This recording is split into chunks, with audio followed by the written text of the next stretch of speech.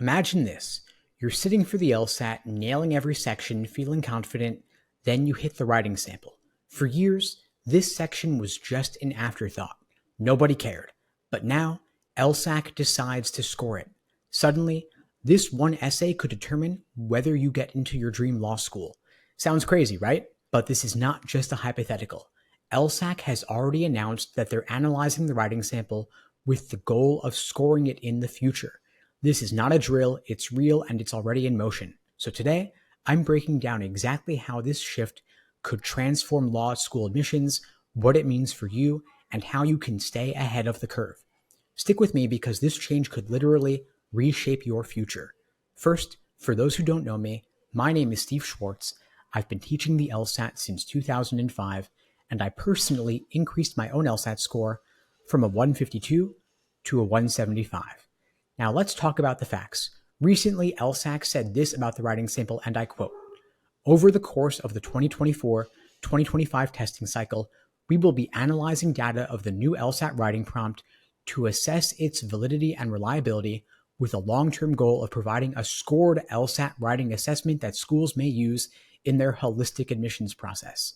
Translation, they're already working on it. Right now, they're gathering data, testing how reliable it is, and prepping for what could be the biggest change to the LSAT since they removed the logic game section. Think about what this means.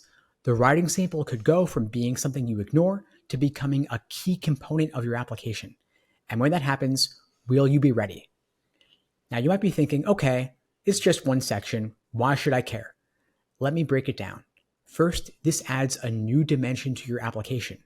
Right now, admissions committees look at your LSAT score, your GPA, and then they look at your application essays. The writing sample, if they start scoring it, gives them something totally different. A raw, unaided look at how you think, argue, and write under pressure with a quantifiable metric, a score, associated with it. Second, this levels the playing field. Wealthier applicants often hire consultants to polish their personal statements to perfection.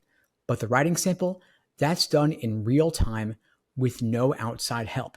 It's you and your skills, period, now scored. Now, LSAC is arguing this makes the LSAT more holistic. The LSAT, of course, already tests logic, reasoning, and reading comp. Adding a scored writing section will mean that it also measures your ability to construct arguments and communicate clearly, the exact skills you'll need in law school. And this could change how law schools evaluate you. Imagine some schools weighing the writing sample heavily, while others treat it as a tiebreaker. Either way, it's going to become one more factor you've got to prep for that could tip the scales in your favor or against you. Okay, so how will this actually play out in admissions? Here's what could happen. Writing scores become a published metric, considered, of course, by US News in constructing the ever-important law school rankings. This could be one more benchmark you'll have to meet or exceed. Stronger writers, of course, are going to have an edge now. If you're great at writing, you'll definitely stand out, even if the multiple choice portions of the LSAT are not up to par. This will, of course, place less emphasis on polished personal statements, which they know others might have helped you write, and they'll be looking more closely at the quality of your writing on the writing sample and, of course, the scored associated.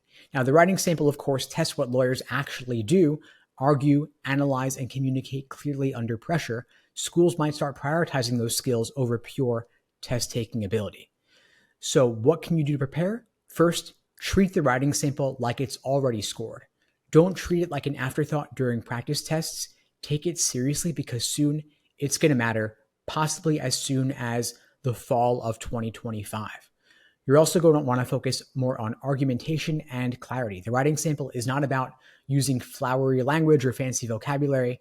It's about making a clear, persuasive argument. Practice structuring your thoughts and addressing counter arguments, and take some practice timed writing samples. You get 15 minutes to plan your essay, 35 minutes to actually write it. You're going to have to get comfortable with the pressure of writing a clear, persuasive essay within that time constraint. You could also ask someone to review your practice essays, not to fix them for you or edit them, but point out areas where you can improve your clarity, structure, and logic. Now, while LSAC is moving towards scoring the writing sample possibly as soon as next cycle, for the meantime at least, The multiple choice portions of the LSAT are the ones that are actually scored and actually matter a whole lot more because they're reported to the ABA. In turn, those scores go to US News for inclusion in the rankings. And so if you want to get into the best possible law schools with as much scholarship money as possible, you're going to want to focus on the scored portions of the LSAT, logical reasoning, and reading comp.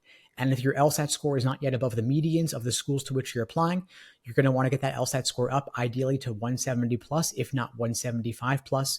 If you'd like my help, my team and I would be glad to help you out on that journey to getting the highest score possible.